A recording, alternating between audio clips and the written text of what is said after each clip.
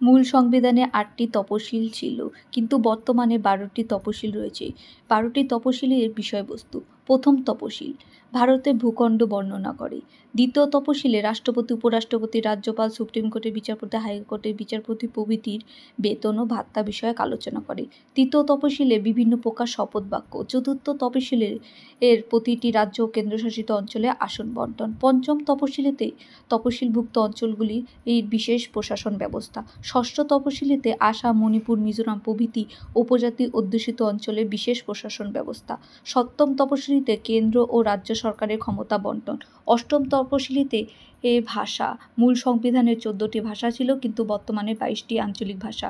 নবম তপশিলিতে ভূমি সংস্কার ও জমিদারি প্রথা অবলুপ্ত করার বিষয়ে মোট 284টি আইন, যা 1951 সালে যুক্ত হয়। দশম তপশিলিতে দলত্যাগ বিরোধী আইন, যা 1985 সালে যুক্ত হয়। একাদশ তপশিলিতে পঞ্চায়েতের দায়িত্বের জন্য 29টি বিষয় উল্লেখ করা হয়।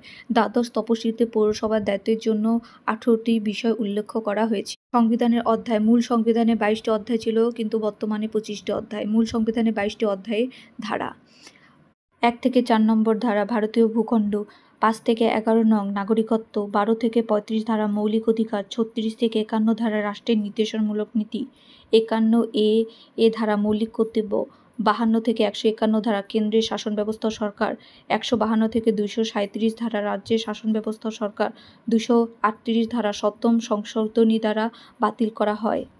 239 থেকে 241 ধারা কেন্দ্রশাসিত অঞ্চলের প্রশাসন ব্যবস্থা। 242 থেকে 243 ধারা সপ্তম সংশোধনী দ্বারা বাতিল করা হয়। 242 পি থেকে 243 জেড ধারা পৌরসভা। 244 তপশিল জাতি উপজাতিযুক্ত 43 থেকে 263 ধারা কেন্দ্র ও রাজ্যের শাসনতান্ত্রিক সম্পদ। 264 থেকে 300 ধারা অর্থ সম্পদ চুক্তি, মামলা মোকদ্দমা প্রভৃতি। 301 থেকে 307 ধারা ব্যবসা বাণিজ্য, আন্তঃসম্পর্ক, রাষ্ট্র সম্পর্ক।